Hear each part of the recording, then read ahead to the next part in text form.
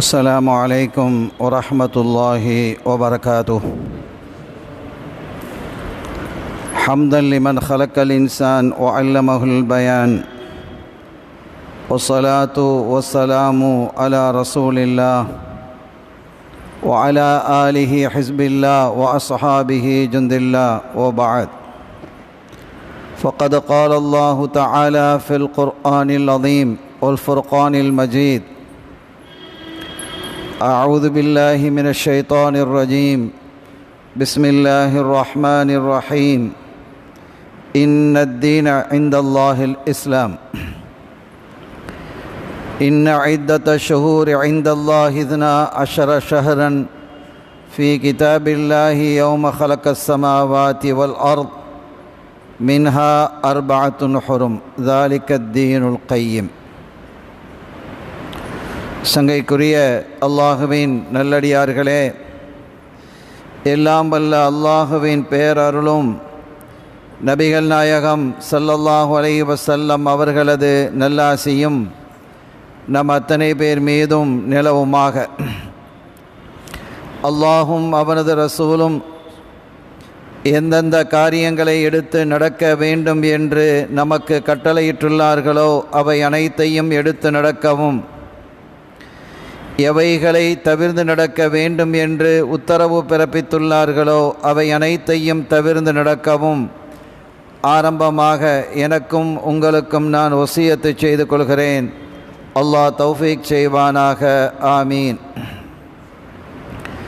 சங்கையான பெருமக்களே, இன்றைய ஹுத்துபாவினுடைய உரை ரஜப் என்ற தலைப்பின் கீழ் இன்ஷா அல்லாஹ் அமையும்.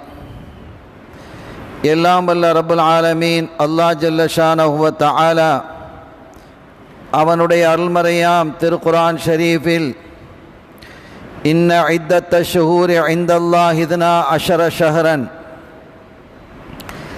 ஃபீ கிதாபில்லாஹி யௌம ஹலக்கஸ் ஸமாவாதி வல் அர்த், வல்ல அல்லாஹ் இந்த வானங்களையும் பூமியையும் படைத்த நாளில் இருந்து அல்லாஹுவிடத்தில் மாதங்கள் என்பது 12 தான். அல்லாஹுவிடத்திலே மாதங்கள் என்பது 12 மாதங்கள் மட்டுமே. மின்ஹா 4 ஹுரும், அந்த 12 மாதங்களில் 4 மாதங்கள் சங்கை பொருந்திய மாதங்கள் என்று அல்லாஹ் குறிப்பிடுகிறான். தொடர்ந்து அதை அவன் குர்ஆனிலே சொல்லும் பொழுது, அதுதான் ذَلِكَ الدِّينُ الْقَيِّمُ, இதுதான் சரியானது, இதுதான் சரியான பாதை, இதுதான் சரியான மார்க்கம் என்றும் அல்லாஹ் இயம்புகிறான். அவைகளிலே நீங்கள் அநீதம் இழைக்கக்கூடாது. அந்த 4 மாதங்களிலும் நீங்கள் எந்த விதமான சண்டை சச்சரவுகளில் ஈடுபடக்கூடாது, வம்பு வழக்குகளில் ஈடுபடக்கூடாது, எதிரிகளை நோக்கி நீங்கள் படை திரட்டி செல்லக்கூடாது. அதே சமயம் அவர்கள் அந்த மாதங்களிலே உங்களை தாக்குவதற்காக வந்தால் வகாத்திலுல் முஷ்ரிகீன காஃபா கமா யுகாத்திலூனகும் காஃபா, அவர்கள் உங்களை சண்டையிட வந்தது போன்று நீங்களும் சண்டையிடலாம், நீங்கள் சும்மா இருக்க முடியாது, நீங்கள் யுத்த களத்தை காணலாம் என்று அல்லாஹ் சொல்கிறான். அதோடு அல்லாஹ் சொல்லுவான், வஅலமு அன்னல்லாஹ மஅல் முத்தகீன், யார் இறையச்சம் தக்வா என்ற அந்த இறையச்சம் உள்ளவர்களாக இருக்கிறார்களோ அவர்களோடு அல்லாஹ் இருக்கிறான் என்பதை நீங்கள் அறிந்து கொள்ளுங்கள் என்று இந்த நீண்ட வசனத்தில் அல்லாஹ் குறிப்பிடுகிறான். இங்கே 12 மாதங்கள் தான். மாதங்கள் என்பது 13 11 அல்ல. முந்தைய காலகட்டங்களிலே மாதங்களுடைய எண்ணிக்கை தேவைக்கு தகுந்தவாறு அவர்கள் அதிகரிப்பார்கள், சில சமயம் குறைப்பார்கள். சில சமயம் மாசத்தை கூட்டிக்கிறது, சில சமயம் மாசத்தை குறைக்கிறது. இந்த மாதிரிகள் எல்லாம் கடந்த காலங்களிலே இருந்திருக்கிறது. அப்படியெல்லாம் நீங்கள் செய்யக்கூடாது. மாதம் என்பது 12 தான். இந்த மாதங்களிலே எந்த மாற்றத்தையும் நீங்கள் செய்யக்கூடாது. அதோடு மாத்திரமல்லாமல் அவர்கள் இஷ்டப்பிரகாரம் மாதத்தை மாற்றி எல்லாம் அமைப்பார்கள். முஹர்ரம், சஃபர், ரபியுல் அவ்வல் என்று வரக்கூடிய இந்த ஆர்டரை மாற்றி அவர்கள் வேறு விதமாகவெல்லாம் என்ன செய்வது, தங்களுடைய தோதுக்கு தகுந்தவாறு மாதங்களை அமைத்துக் கொள்வது. உதாரணமாக ஜனவரி, பிப்ரவரி, மார்ச், ஏப்ரல், அந்த ஏதாவது ஒரு விசேஷ நாள் இருக்குதுன்னு வைங்க, அதை முன்னால் கொண்டு வரணும்னு நினைச்சா அது ஏப்ரல் இருக்குது, ஜனவரிக்கு பிறகு ஏப்ரலில் கொண்டு வந்துடுவாங்க, அதுக்கு பிறகு மார்ச், பிப்ரவரி என்று போவார்கள். இப்படியெல்லாம் சில தன்மை உடையவர்களாக அவர்கள் இருந்ததால் அல்லாஹ் சொன்னா அந்த மாதிரிலாம் நீங்க மாற்ற முடியாது. சரியாக 12 மாதங்கள் தான். அந்த சரியாக 12 மாதங்களை நீங்கள் பேணி நடந்து கொள்ள வேண்டுமே தவிர உங்கள் இஷ்ட பிரகாரம் மாதங்களை எல்லாம் மாற்ற முடியாது என்பதை குர்ஆனின் வாயிலாக ரப்புல் ஆலமீன் அல்லாஹ் அறிவித்தான். இந்த 12 மாதங்களில் 4 மாதங்கள் கண்ணியம் பொருந்திய மாதங்கள். ஆக மீதி மாதங்கள் எல்லாம் கண்ணியம் பொருந்தாத மாதம் என்று அர்த்தம் கொள்ளக்கூடாது. ஒன்றை நாம் புரிந்து கொள்ளணும். அல்லாஹ்வினுடைய அந்த கலாமை, கண்மணி நாயகம் ஸல்லல்லாஹு அலைஹி வஸல்லம் அவருடைய போதனைகளை புரிந்து கொள்வதற்கென்று ஒரு உசூல் இருக்கிறது. இப்போ 4 மாதங்கள் ஒரு ஆளை பற்றி நம்ம சொல்லி இவர் சிறந்தவர், இவர் நல்லவர் அப்படின்னு சொன்னா மற்றவங்கெல்லாம் கெட்டவங்கன்னு அர்த்தம் இல்லை. அவர் நல்லவர் தான் அவரை பற்றி நம்ம பேசுறோம். அவர் சிறந்தவர், அவர் உயர்ந்தவர் என்று நாம் சொல்லுகிறோம். அதற்காக மற்றவர் அவரை விட உயர்ந்தவர்கள் இருக்கலாம். ஆனால் இங்கே 4 மாதங்களை அல்லாஹ் குறிப்பிடுகிறான். இந்த 4 மாதங்கள் கண்ணியம் பொருந்திய மாதங்கள் என்று சொன்னால் அந்த 4 மாதங்களில் நீங்கள் யுத்தம் நடத்தக்கூடாது என்பதுதான் அதில் உள்ளது. அந்த 4 மாதங்களிலும் நீங்க என்ன செய்யக்கூடாது? சண்டை போடக்கூடாது, யுத்தத்திற்காக நீங்கள் போகக்கூடாது என்பதுதான் அதனுடைய கருத்து, அதனுடைய பொருள். அந்த 4 மாதங்கள் எது என்றால் துல்கஅதா, துல்ஹிஜ்ஜா, முஹர்ரம், ரஜப், இந்த 4 மாதங்கள் தான். இப்ப இந்த 4 மாதங்களில் எந்த மாதத்தை விடையும் ரமலான் சிறந்தது இல்லையா? அதுல கருத்து வேறுபாடு இருக்கா? ஆனா அந்த சிறந்த 4 மாதங்கள், கண்ணியம் பொருந்திய 4 மாதங்களில் ரமலான் இடம்பெறவில்லை. இதை நாம் புரிந்து கொள்ளணும். ரமலான் என்பது உச்சகட்ட நிலை. அது இந்த 4 மாதங்களில் சண்டையிடக்கூடாது, யுத்தம் புரியக்கூடாது என்பதைத்தான் அல்லாஹ் என்ன செய்தான்? வலியுறுத்துகிறான். இது அல்லாஹுவால் வழங்கப்பட்ட சட்டம் அல்ல. ஏற்கனவே முந்தைய காலங்களில் கண்மணி நாயகம் ஸல்லல்லாஹு அலைஹி வஸல்லம் அவர்கள் வருவதற்கு முன்பாக கடந்த காலங்களிலே அரபுகளிடத்தில் அந்த பழக்கம் இருந்தது. அந்த பழக்கத்தை தொடருங்கள் என்கிறான் அல்லாஹ். இந்த 4 மாசத்திலையும் சண்டை பிடிக்கிறது இல்லை அப்படின்னு ஒரு எண்ணம் இருந்தது, ஒரு வழமை இருந்தது, வழக்கு இருந்தது. அந்த வழக்கை அப்படியே நீங்கள் தொடர வேண்டும் என்பதுதான் அல்லாஹ்வினுடைய கட்டளை. அதை நீங்க என்ன செய்யக்கூடாது? மீறக்கூடாது. அதே 12 மாதங்களில் அந்த 4 மாதங்களில் யுத்தம் நடத்தக்கூடாத மாதங்களாக நீங்கள் பின்பற்ற வேண்டும் என்றார். இதுல ஒரு பெரிய வேடிக்கை என்ன தெரியுமா? இந்த அப்பமும் கூட அந்த காலத்துல இந்த 4 மாசங்களையும் சண்டை போடக்கூடாது அப்படிங்கிறது அரபுகளினுடைய வழக்கு, குர்ஆன் சொல்வதற்கு முன்பாகவே. உதாரணமாக 3 மாதங்கள் தொடராக வருகிறது. துல்கஅதா, துல்ஹிஜ்ஜா, முஹர்ரம் 3 தொடராக வருகிறது. ரஜப மாத்திரம் தனியா இருக்கு. இன்ஷா அல்லாஹ் நம்ம ரஜபை எதிர்நோக்கி இருக்கிறோம். இன்னும் ஒரு சில நாட்களில் ரஜப் வருகிறது. இதுல வேடிக்கையான விஷயம் என்னவென்றால், ஒரு சண்டை நடக்குதுன்னு வச்சுக்கோங்க. அரபுகள் இடத்துல ஒரு சண்டை நடக்குது, யுத்தம் நடக்குது. அரபுகளுக்கும் அரபு அல்லாதவர்களுக்கும் யுத்தம் நடக்கிறது. இப்ப நடந்து கொண்டு இருக்கும் பொழுது இவர்களுக்கு அந்த யுத்தம் தோல்வியிலே முடிகிறது அப்படிங்கிறது தெரிய வந்துடும். ஓரளவு போற போக்க பார்த்து விளங்கிறவங்களாமா இல்லையா? நிறைய இழப்புகள் அரபுகளுக்கு வந்துடுச்சு. அவர்களை, எதிரிகளை எதிர்த்து நிற்கக்கூடிய வலிமை சக்தி குறைவாக இருக்கிறது, குன்றி போய் இருக்கிறது என்ற நிலை வந்தால், அந்த மாதிரி நிலையில இந்த மாதிரி இன்றைய காலம் மாதிரி வான்வழி தாக்குதல்கள், கடல் வழி தாக்குதல்கள் இல்லை, நேரடியாக மேன் பவர் தான். மனிதர்கள் நேருக்கு நேராக சண்டை போடுறது இதுதான் நடக்கும். அன்றைய காலத்தில் வாளு, வேலு, அம்பு இதுதான் ஆயுதங்கள். இப்படித்தான் ஆயுதங்கள் இருந்து நேருக்கு நேராக சண்டையிடுவதுதான் இன்றைய காலத்தினுடைய வழக்கா இருந்தது. இந்த மறைமுகமாக தாக்குதல்கள், எதிர்பாராத தாக்குதல்கள்லாம் இருக்காது. அப்ப என்ன செய்வாங்க? இவங்க தோல்வியை நோக்கி போறாங்க. இப்ப உதாரணமா 2000 பேர் இவங்கிட்ட இருக்கிறாங்க, எதிரிகள் இடத்துலயும் 2000 பேர் இருக்கிறாங்க, சமநிலையில இருந்தாங்க. இப்ப சண்டையிட்டு கொண்டு இருக்கும் பொழுது இவர்களுடைய எண்ணிக்கையை ஒரு 200 பேர் குறைஞ்சிட்டாங்க, இறந்துட்டாங்க, 1800 பேர் ஆயிட்டாங்க. அவங்கள ஒரு 50 பேர் தான் இறந்திருக்கிறாங்க. அப்ப அவங்க வலிமையா இருக்கிறாங்க. இந்த நிலையில் எதிரிகளுக்கு ஒரு 2000 பேர் உதவி படை வந்து சேர்ந்ததுன்னு வைங்க. 2000 பேர் இருக்கும் போதே இங்க தண்ணி வாங்குது. இப்ப 4000 பேர் இருக்கிறாங்க, சுத்தி நின்று அடிச்சா என்ன செய்யறதுன்னு சொன்ன உடனே இவங்கள்ட்ட ஒரு வளமை இருந்தது. ஒன்னு அறிவிச்சிருவாங்க, நாளை தினம் என்ன செய்கிறது, முஹர்ரம் பிறக்கிறது, துல்காதா பிறக்குன்னு அறிவிச்சிருவாங்க. துல்காதாக்கும் முஹர்ரமுக்கும் சம்பந்தமே இருக்காது. அது எங்க இருந்திருக்கும், ரபியுல் அவ்வல் ஜமாத்துல் அவ்வல் இருந்திருக்கும், அடுத்த மாசம் ஜமாத்துல் அவ்வல் இருக்கும். அங்க முஹர்ரத்தை பிடிச்சி எடுத்துக்கொண்டாலும் முன்னால வச்சிருவாங்க, இது முஹர்ரம், சண்டையிடக்கூடாது மாறுன்னு சொல்லி சண்டை நிறுத்திட்டு போயிடுவாங்க.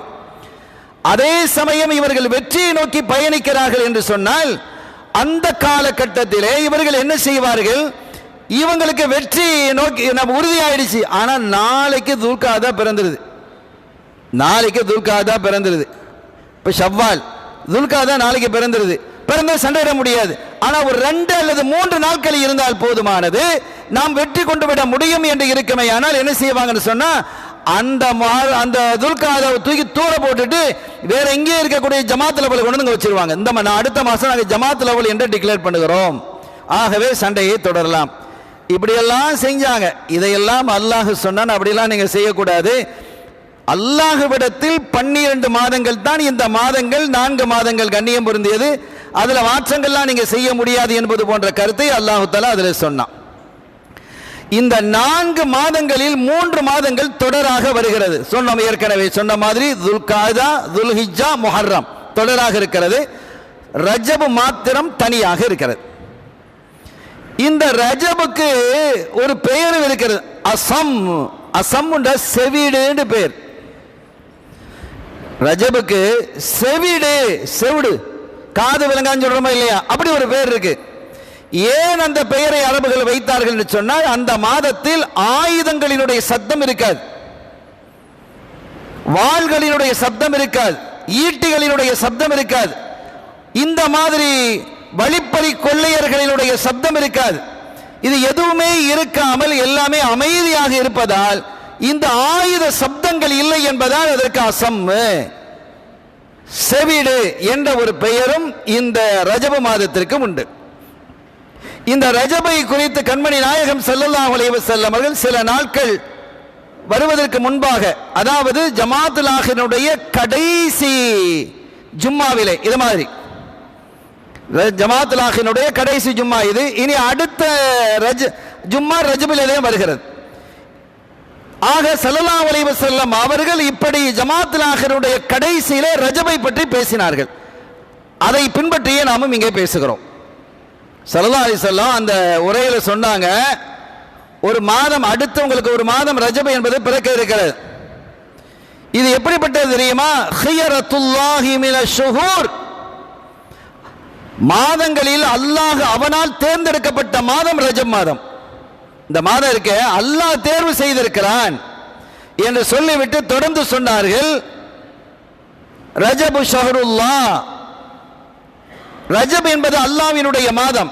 ஓ ஷாபானு ஷஹரி, அடுத்து வரக்கூடிய ஷாபான் மாதம் என்னுடைய மாதம், ஸல்லல்லாஹு அலைஹி வஸல்லம் உடைய மாதம். ஓ ரமலானு ஷஹரு உம்மதி, ரமலான் என்பது என் உம்மத்துக்களின் மாதம் என்று கண்மணி ஸல்லல்லாஹு அலைஹி வஸல்லம் சொன்னாங்க. இப்ப ஸல்லல்லாஹு அலைஹி வஸல்லம் அவர்கள் கேட்டாங்க, கீல யா ரசூலுல்லாஹ் மா மஅனா கௌலுக மா மஅனா கௌலிக ஷஹருல்லாஹ், அல்லாஹ்வுடைய மாதம் என்று சொல்கிறீர்களே, அப்படி அல்லாஹ்வுடைய மாதம் என்றால் என்ன, அதனுடைய கருத்து என்ன என்று கேட்ட பொழுது, லிஅன்னஹு மக்சூஸும் பில் மக்ஃபிரா, அந்த மாதம் என்பது பாவம் மன்னிக்கப்படுவதற்கு மிக்க தகுதியான மாதம் என்று சொன்னாங்க. நீங்க அந்த அப்ப நம்ம ரமலான்ல மட்டும்தான் தௌபா செஞ்சுட்டு இருக்கிறோம் பெரும்பாலும். ஆக எல்லா காலங்களிலும் தௌபா செய்யணும், குறிப்பாக ரஜபிலே செய்யணும், ஏன்னா அல்லாஹ்வுடைய மாதம் அது. ரஜப் என்பது அல்லாஹ்வினுடைய மாதம். அந்த மாதத்தில் அல்லாஹ் தஆலா பாவ பிழைகளை அதிகம் மன்னிக்கிறான், மக்களினுடைய தௌபாக்களை ஏற்றுக்கொள்கிறான் என்று கண்மணி ஸல்லல்லாஹு அலைஹி வஸல்லம் அவர்கள் குறிப்பிட்டு காட்டியிருக்கிறார்கள். தொடர்ந்து அவர்கள் சொல்லும் பொழுது, மன் அல்லம ஷஹர ரஜப ஃபகத் அல்லம அம்ரல்லாஹ், யார் ரஜப மாதம் அல்லாஹ்வுடைய மாதமாக இருக்கக்கூடிய ரஜபை சங்கைப்படுத்துகிறாரோ கண்ணியப்படுத்துகிறாரோ அவர் அல்லாஹ்வினுடைய கட்டளையை கண்ணியப்படுத்தியவர். ஒமன் அல்லம அம்ரல்லாஹ், யார் அல்லாஹ்வினுடைய கட்டளையை கண்ணியப்படுத்துகிறாரோ மேன்மைப்படுத்துகிறார்களோ அத்கலஹு ஜன்னாத்தின் நஈம், அல்லாஹ் தஆலா அவரை சுவன பூங்காவிலே நுழைய வைக்கிறான். அப்ப ரஜபை யாரு கண்ணியப்படுத்துறாங்களோ அவங்கள அல்லாஹ் தஆலா சொர்க்கலோகத்திலே நுழைய வைக்கிறான் என்று கண்மணி ஸல்லல்லாஹு அலைஹி வஸல்லம் அவர்கள் குறிப்பிட்டு விட்டு வஅஜப லஹு ரிதுவானஹுல் அக்பர், அந்த மனிதருக்கு அல்லாஹு தாலா தன்னுடைய மாபெரும் பொருத்தத்தையும் அல்லாஹ் வழங்குகிறான். மாபெரும் பொருத்தத்தையும் ரப்புல் ஆலமீன் அல்லாஹ் வழங்குகிறான் என்பது மாத்திரமல்ல, தொடர்ந்து சொன்னார்கள், துலாஃபு ஃபீஹில் ஹஸனாத் வ துஸ்தஜாபு ஃபீஹித் தஅவாத் வ துஃபர்ரிஜு ஃபீஹித் குர்பாத் லா துரத்து லில் முஃமினீன ஃபீஹி தஅவாத். அன்றைய மாதத்திலே, அந்த ரஜப மாதத்திலே செய்யக்கூடிய அமல்களை எல்லாம் அல்லாஹ் இரட்டிப்பாக ஆக்குகிறான். 10 நன்மையா 20 நன்மையா தர்றான், 100 நன்மையா 200 நன்மையாக தருகிறான். ஆக ஒவ்வொன்றுக்கும் சில நன்மைகள் என்று நிர்ணயம் செய்யப்பட்டிருக்கும், ஷரியத்தில் அது இருக்கு. அப்ப அந்த நன்மைகளை எல்லாம் ரப்புல் ஆலமீன் அல்லாஹ் ஜல்ல ஷானஹு வ தஆலா இரட்டிப்பாக ஆக்கி தருகிறான். ஒரு துஸ்தஜாபு ஃபீஹி தஅவாத், அதிலே கேட்கப்படக்கூடிய துஆக்களை எல்லாம் அல்லாஹ் அங்கீகரிக்கிறான். அதோடு மாத்திரம் அல்லாமல் மூமின்களுக்கு, முஸ்லிம்களுக்கு ஏற்பட்டிருக்கக்கூடிய சோதனைகளை அல்லாஹ் நீக்குகிறான், கஷ்டங்களை போக்குகிறான், அதெல்லாம் துஆக்களின் மூலமாக. அது மாத்திரமல்ல, ஒரு மூமின் கேட்கக்கூடிய துஆக்கள் மறுக்கப்பட மாட்டாது என்று வல்லலம் கண்மணி நாயகம் ஸல்லல்லாஹு அலைஹி வஸல்லம் அவர்கள் குறிப்பிடுகிறார்கள். நீண்ட உரை நிகழ்த்துகிறார்கள். ரஜபை குறித்து ஒரு பெரிய உரையை அவர்கள் பேசுகிறார்கள். ஒமன் வஸல ஃபீஹி ரஹிமஹு, யார் அந்த நாளையிலே தன்னுடைய குடும்பங்களை இணைந்து நடக்கிறாரோ, குடும்பங்களுக்குள்ள கொஞ்சம் பிரச்சனை இருக்கலாம், குடும்பம் சொன்னாலே பிரச்சனை இருக்கும், விவகாரம் இருக்கும், மாமா மச்சான் அண்ணன் தம்பி உங்களுக்கு இடையில சில பிரச்சனைகள் விவகாரங்கள் இருப்பது என்பது இயல்பானது. அது குடும்பம் என்றாலே அது இருக்கிறது தான். ஆனால் அது காலமெல்லாம் தொடரக்கூடாது. அந்த விவகாரங்கள் வந்தால் அந்த விவகாரத்தை முடித்து வைப்பதற்கு, அதை விட்டுக் கொடுப்பதற்கு யார் முன்னுக்கு செல்கிறாரோ அல்லாஹ் அவரை அரவணைக்கிறான். ஒமன் வஸலவி ரஹிமஹு, யார் அந்த குடும்ப பிரச்சனையை தீர்த்து வைக்கிறாரோ, அதுல ஈடுபடாமல் இருக்கிறாரோ, அன்னைக்கு போய் இணைந்து நடக்கிறாரோ, சரி நாம போய் என்ன செஞ்சிருவோம், ஒரு மன்னிப்பு கேட்டுருவோம், எக்ஸ்கியூஸ் கேட்டுருவோம், நடந்து போச்சு, தப்பா நடந்துருச்சு, என்ன மன்னிச்சிருங்க. அந்த தவறு அவரின் மூலமாக, 2வது நபர் மூலமாக நடந்திருக்கலாம். ஆனாலும் கூட அவர் தானே இதை செஞ்சாரு, நாம் போய் மன்னிப்பு கேட்கணும் என்ற நிலை இல்லாமல் நாம போய் பரவாயில்ல காக்கா, நீங்க நானே தப்பு செஞ்சதாக இருக்கட்டும், என்ன மன்னிச்சுக்கங்க என்று கேட்கறதுல ஒரு மனிதன் குறைய மாட்டான், உயர்வான். அவனுடைய அந்தஸ்தை எல்லாம் உயர்த்துகிறான். ஆனால் நம்முடைய கௌரவம், நான் என்ற அகம்பாவம் விடாது. விடுமா? அவன் என்ன இப்படி பேசினா, என்னுடைய பொருள்கள் அவன் எடுத்துக்கொண்டான், அவன் இந்த மாதிரி நடந்துக்கிட்டான், அதெல்லாம் நான் அவன் வீட்டு வாசல்ல நான் கால் வைக்க மாட்டானே. இதை ரசூல் ஸல்லல்லாஹு அலைஹி வஸல்லம் விரும்புவார்களா? இந்த மார்க்கம் விரும்புகிறதா? அல்லாஹ் விரும்புவானா? யார் அந்த மாதிரி நிலை இல்லாமல் தன்னுடைய சகோதரன் தனக்கு அநீதம் இழைத்த பொழுதும் அவரிடம் சென்று பொறுப்பு தேடி, பரவாயில்லை நம்ம நல்லா இருப்போம் என்று அவர் போகிறாரோ அவரை அல்லாஹ் அரவணைத்துக் கொள்கிறான். ஸல்லல்லாஹு அலைஹி வஸல்லம் சொல்றாங்க, மன் வஸல ஃபீஹி ரஹிமஹு, அல்லாஹ் அரவணைக்கிறான். அல்லாஹ்வுடைய அரவணைப்பு தேவையா இல்லையா? தேவைன்னு சொன்னா நம்ம என்ன செஞ்சணும், யார் நம்ம இடத்துல பிரச்சனை பண்றாங்களோ, குடும்பத்தில் யாரெல்லாம் உறவை முறித்துக் கொண்டிருக்கிறார்களோ அவர்களிடத்துல நாம செல்லணும். அப்படி செல்வதற்கான மனநிலை நம்ம இடத்தில் இருக்கிறதா? அந்த பணிவும் பக்குவம் நம்ம இடத்தில் இருக்கிறதா? அல்லாஹ்வுடைய அரவணைப்பு தேவையா இல்லையா? யோசிக்கணும். நான் யோசிக்க சொல்கிறேன், நானும் தான் நீங்களும் தான். பேசுவது மாத்திரமல்ல, நம்முடைய வாழ்க்கையிலே அதை கொண்டு வர வேண்டும் என்கிறேன். எனவே அந்த மாதிரி நாம் செய்ய வேண்டும். ஒமன் வஸல ஃபீஹி ரஹிமஹு வஸலஹுல்லாஹ் ஃபித் துன்யா வல் ஆখিরা, துன்யாவிலேயும் ஆখিরাத்திலேயும் அல்லாஹ் அவரை அரவணைத்துக் கொள்கிறார். வ நஸரஹு அலா அதாயிஹி, அவருடைய எதிரிகளுக்கு கேடாக, எதிராக இவருக்கு அல்லாஹ் உதவுகிறார். இவரை எதிர்த்திருப்பாங்க இல்ல, இவருடைய வளர்ச்சியை பிடிக்காம இருப்பாங்க இல்லையா, இவருடைய உயர்வை எண்ணி காழ்ப்புணர்ச்சி கொண்டவர்களை எல்லாம் அல்லாஹு தஆலா என்ன செய்கிறான், அந்த நாளையிலே அவர்களுக்கு எதிராக இவர்களுக்கு உதவுகிறான். அதோடு மாத்திரம் அல்லாமல், யாரு குடும்பத்தை இணைஞ்சு நடந்தா, ஐயாம ஹயாத்தி, அவனுடைய வாழ்நாள் முழுவதும் அல்லாஹு தஆலா அவனுடைய எதிரிக்கு கேடாக, எதிராக இந்த மனிதருக்கு உதவுகிறான். ஒமன் ஆதவி மரியலன், அந்த ரஜப மாதத்திலே யாராவது ஒரு நோயாளியாக இருந்தால் தன்னுடைய நட்பு வட்டாரத்திலேயோ குடும்ப வட்டாரத்திலேயோ அல்லது நம்முடைய கொடுக்கல் வாங்கலில் இருக்கக்கூடிய நம்ம யாரோ தெரிஞ்சவங்க சுகம் இல்லாம இருக்கிறாங்க, அவரை போய் இவர் நோய் விசாரிக்க செல்கிறார். ஒமன் ஆதவி மரியலன் அமரஹுல்லாஹு கிராம மலாயிகத்திஹி பிஸியாரத்திஹி வ தஸ்லீமி அலைஹி, அல்லாஹ்விடத்தில் கிராமுன் காத்திபீன் சில முக்கியமான நெருங்கிய மலக்குமார்கள் இருக்கிறாங்க. மலக்குமார்கள் பல கேட்டகரிஸ் இருக்கு, பல வகையானவர்கள் இருக்கிறாங்க. வகையை கொண்டு வர்றவங்க, மேகத்துக்கான நிர்ணயம் செய்யப்பட்டவர்கள், உயிர் எடுக்கிறது நிர்ணயம் செய்யப்பட்டவர்கள், ரிசுக்குக்காக நிர்ணயம் செய்யப்பட்டவர்கள், கேள்வி கணக்குக்காக நிர்ணயம், இப்படி பலவிதமாக இருக்கிறது. அதில் கிராமன் காத்திபீன் என்று சங்கை பொருந்திய மலக்குமார்கள் இருக்கிறார்கள்.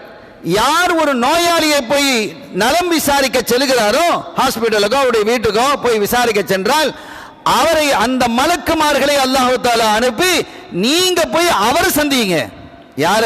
யார் நோயாளி சந்திக்க போறாரோ, நம்ம போனா நம்மளை சந்திக்க வர்றாங்க, வந்து அவருக்கு சலாம் சொல்லுங்க, அவரை ஜியாரத்து செய்யுங்க, அவரை சந்திச்சுட்டு வாங்க, அவருக்கு அவருடைய அருளுக்காக, அவருக்கு நான் நிறைய அருள் பண்ண, அதுக்காக நீங்க துவா செய்யுங்க. அல்லாஹ் அந்த மலக்குமார்கள் நமக்காக துவா செய்கிறார்கள்.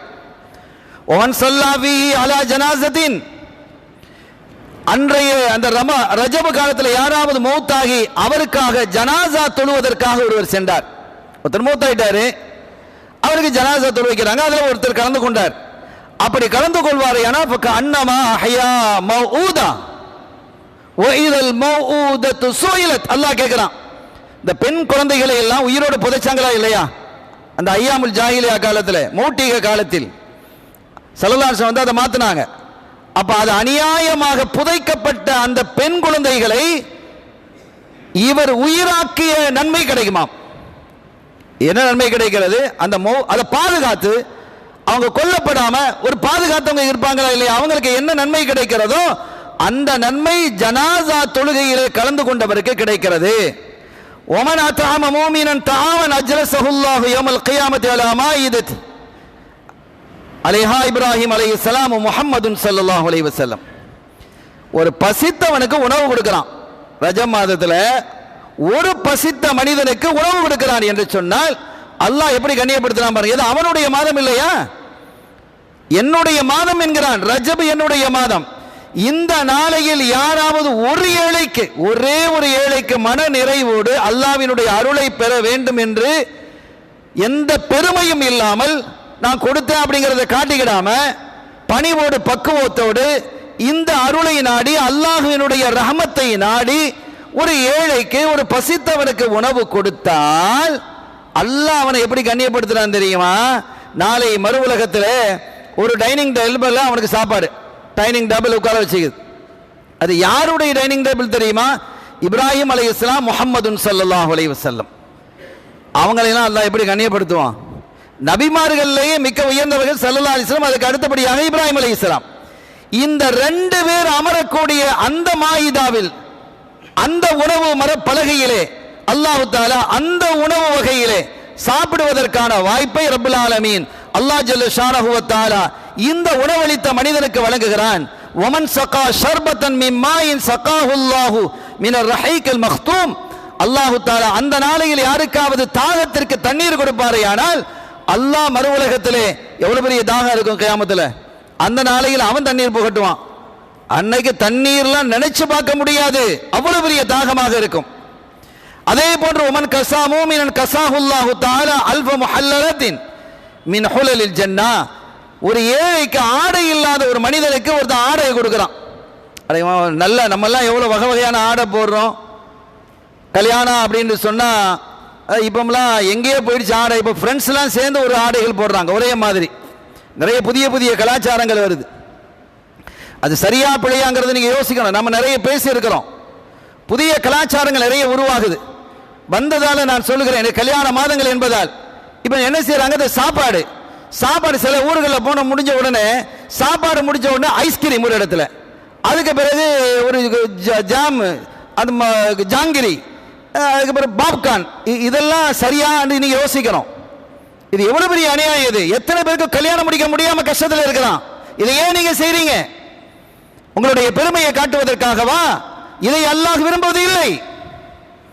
இதையெல்லாம் நிறுத்தணும். எவ்வளவு பெரிய சங்கடமான விஷயங்கள். வாழ்க்கையை நடத்துவதற்கு உணவு இல்லாமல் தடுமாறி கொண்டிருக்கக்கூடிய காலகட்டத்தில் இப்படி நீங்க செய்வீர்களா? நல்ல விருந்து கொடுங்க, வானாங்கல்ல. உங்களுடைய எண்ணிக்கைக்கு தகுந்தவாறு நீங்க கொடுப்பீங்க. ஒருத்தருக்கு நிறைய பழக்கங்கள் இருக்கும், அவ்வளவு பெரிய கூப்பிட தான் செய்வான். அதை நம்ம தவறு சொல்லல. அவர்களுடைய இல்லப்பா என்னப்பா உங்க கல்யாணத்துக்கு என்ன கூப்பிடலன்னு கேட்க வேண மாட்டானா? அது கேட்பான். அதை நீங்க கூப்பிடுங்க, அதை நம்ம மறுக்க இல்லை. ஆலினும் நிக்காக நீங்கள் பகிரங்கப்படுத்துங்கள் என்கிறார்கள், விருந்து கொடுங்கள் என்கிறார்கள் ஸல்லல்லாஹு அலைஹி வஸல்லம். ஆனால் வீண்விரயம் செய்யாதீர்கள், உங்களுடைய பெருமை அதிலே காட்டாதீர்கள். எத்தனை வகை இப்ப வெளியூர்ல நம்ம பார்க்கிறோம், வரிசையா இப்படி கேண்டீன் மாதிரி வரிசையா வச்சிருக்கிறாங்க. அங்க அது இங்க இது இங்க இது இங்க இது, என்ன இது? இதற்கு ஒரு குமரக்கு நீங்க கல்யாணம் முடிச்சு வச்சா ஆகிரத்துல பெரிய பாக்கியமாக இருக்குமே, இது உங்களுக்கு வந்து துணை நிற்குமா? உணவுங்கிறது கொஞ்சம் சாப்பிடுறது, உணவு கொடுங்க, விருந்து கொடுங்க, அது நல்ல விஷயம். ஒரு நல்ல குவாலிட்டியா கொடுங்க, வேணாங்கல்ல, நல்ல உணவை கொடுங்கள். ஆனால் இப்படி போன்றதை எல்லாம் நீங்கள் அதிக செலவை ஏற்படுத்தி உங்களை போன்ற ஒரு நிலையில் இருக்கக்கூடியவர்கள் அவர்களும் இது போன்று செய்ய வேண்டிய ஒரு நிர்பந்தத்தை அதை ஏற்படுத்துகிறதா இல்லையா? நான் தலைப்பை மீறி வருகிறேன், ஆனால் சூழல் அப்படி. ஒரு ஆளு இந்த வசதியில் இருக்கிறாரு, அதே மாதிரி ஒரு வசதி இருக்கிறாரு, இவர் செய்யும் போது இவர் யோசிக்கிறாரு, அவன் செஞ்சிடலாம் நம்ம செய்யலன்னா கேட்பானோ? இப்ப எண்ணங்கள்லாம் எப்படி இருக்கு? இதெல்லாம் சரியா? என் அருமை சகோதரர்களே, நம் குடும்பங்களிலேயே வாடி வதங்கக்கூடியவர்கள் நிறைய மக்கள் இருக்கிறாங்க. அதை நீங்க கவனத்தில் கொள்ள வேண்டும் என்று இந்த நேரத்தில் நான் சொல்லுகிறேன். ஆக யார் அந்த ஏழைக்கு இந்த ரஜப மாதத்திலே ஆடைகளை வழங்குகிறாரோ, நல்ல உடைகளை தருகிறாரோ, அல்லாஹ் தஆலா அவர்களுக்கு 100 உடைகளை, 1000 உடைகளை, சொர்க்க உடைகளை அவர்களுக்கு அல்லாஹ் வழங்குகிறான். சொர்க்கம் கடமையாயிடுச்சுன்னு அர்த்தம். வணக்க வழிபாடுகள் சொன்னா நம்ம தொழுக, நோன்பு, அப்படி ஹஜ், உம்ரா அப்படி நினைச்சிட்டு இருக்கிறோம். அதல்ல, அதுவும் ஒரு பகுதி. அது சில பொழுது இப்ப நம்ம தொழலன்னு வைங்க, தொழணும், அது குற்றம். தொழாமல் இருந்தால் அது வேறு. தொழாமல் இருப்பதால் அல்லாஹ்வுக்கு ஏதாவது நஷ்டமா? ஒருத்தருமே ஹஜ்ஜுக்கு போகவில்லை, அல்லாஹ்வுக்கு நஷ்டம் ஆயிடுச்சு, அது பிசினஸா? ஒண்ணும் கிடையாது. ஆனால் ஒரு மனிதனோட பசியோடு இருக்கும் போது அதை நீங்கள் கண்டுகொள்ளாமல் இருந்தால் அந்த மனிதன் நஷ்டம் அடைகிறாரா இல்லையா? இந்த வயநாடுல பிரச்சனை வந்தது, மக்கள் கொண்டு போய் காசா கொட்டினாங்க. அந்த வயநாட்டில் கஷ்டப்படக்கூடிய மக்களை போன்றவர்கள் எத்தனை வயநாட்டு மக்கள் இந்த மண்ணிலே இருக்கிறார்கள். அதை நாம் யோசித்தோமா? அதற்காக உதவி செய்வது தவறு என்று சொல்லவில்லை, செய்ய வேண்டும். அதே போன்று அந்த வயநாட்டிலே இப்போது பிரச்சனை ஏற்பட்டதை கொண்டு கொட்டி இருக்கிறோம். நம்ம மக்கள் நிறைய அள்ளி தந்தாங்க, அல்ஹம்துலில்லாஹ். மக்கள் கொடுக்கக்கூடியவர்கள், நாமும் இங்கே இருந்தும் நிறைய தந்தாங்க. ஆனா அதே மாதிரி ஒவ்வொரு காலகட்டத்திலேயும் பசியிலையும் பட்டினியிலேயும் திருமணம் முடிக்க முடியாது, சாதாரணமாக ஒரு திருமணத்தை நடத்த முடியாமலும் சங்கடப்படக்கூடியவர்கள் எத்தனை பேர் இருக்கிறார்கள் என்று பார்த்தோமா? அப்ப அந்த வயநாடு இங்கே இல்லையா? காயல்பட்டினத்தில் இல்லையா? எண்ணி பார்க்கிறோம். ஆக யார் அந்த ரஜப மாதம் நம்ம நெருங்குது, இன்ஷா அல்லாஹ், அல்லாஹ் நம்முடைய ஹயாத்தை நீளமாக்கட்டும். இந்த நன்மைகளை எல்லாம், இந்த காரியங்களை, இது பெரிய ஒரு இபாதத், அல்லாஹ்வுக்கு ரொம்ப பிடிக்கும். இது அல்லாஹ்வுக்கு ரொம்ப ரொம்ப ரொம்ப பிடிக்கும். இந்த மாதிரி உதவிகள் செய்வது என்பது ரொம்ப பிடித்தமானது. இதை நிறைய செய்ய வேண்டும் என்று நான் கேட்டுக்கொள்கிறேன். அதோடு மாத்திரமல்லாமல் உமன் அக்ரம யதீமன், நீண்ட உபதேசத்தை ஸல்லல்லாஹு செய்றாங்க. உமன் அக்ரம யதீமன் வமஸஹ யதஹு அலா ராஸிஹி கஃபரல்லாஹு லஹு பிஅததி குல்லி ஷஅரத்தின் மஸ்ஸதஹா யதுஹு. ஒரு அனாதையாக இருக்கிறான். அனாதைங்கிற தலைப்பிலே நம்ம பேசுகிறோம். யார் அனாதைங்கிறதையும் நம்ம சொல்லி இருக்கிறோம் கடந்த ஜும்மாக்களிலே. அப்ப அந்த அனாதையை பார்த்துட்டு வாப்பல் அப்படின்ற உடனே, ஆஹா, அவனுடைய தலையை கருணையோடு தடவுறான். உதவுனா எவ்வளவுங்கிறது பின்னால பாருங்க. கருணையோடு தடவினால் அவனுடைய தலையில எத்தனை முடிகள் இருக்கிறதோ அத்தனை, அவன் கைப்பற்றிருக்கமில்ல, மஸ்ஸதுஹு யதுஹு, அவனுடைய கைகள் எத்தனை முடியை தடவியதோ அத்தனை பாவங்களை அல்லாஹ் மன்னிக்கிறானாம். எவ்வளவு பெரிய கருணையும் பாருங்க. அல்லாஹ் கருணை காட்ட சொல்லுகிறான். ஸல்லல்லாஹு அலைஹி வஸல்லம் சொல்லும் பொழுது அல்லாஹ்வுடைய குணமாக குணம் கொள்ளுங்கள்ங்கறாங்க. அல்லாஹ்வுடைய குணம் என்ன? அவன் தண்டிக்க ஆரம்பிச்சா யாராவது தப்புவோமா? மன்னிக்கிறான், காலங்களை விட்டு வைக்கிறான். எனவே என்ன செய்கிறான்? அதெல்லாம் நாமும் என்ன செய்யறோம்? மன்னிக்கணும், விட்டு கொடுக்கணும், அந்த கருணையோடு நடக்கணும் என்பதுதான் இதனுடைய பொருள். ஒமனிஸ்தகஃபிருல்லாஹ் அஸ்ஸ வஜல்ல ஃபீஹி மர்ரத்தன் வாஹிதா, ஒரே ஒரு முறை அஸ்தக்ஃபிருல்லாஹ் என்று மன நிறைவோடு, சும்மா வாயில அஸ்தக்ஃபிருல்லாஹ் அப்படி இல்லை, அல்லாஹ்வை நினைச்சு, யா அல்லாஹ் நான் செஞ்சது பாவம், இனிமேல் அந்த பாவத்தினரை மீள மாட்டேன், என்ன மன்னிச்சிரு ரஹ்மானே என்ற அந்த உயரிய நோக்கத்தோடு ஹாலிஸாக அஸ்தக்ஃபிருல்லாஹ் அப்படின்னு சொன்னா அவருடைய பாவம் முழுவதையுமே அல்லாஹ் மன்னிச்சிடறான்.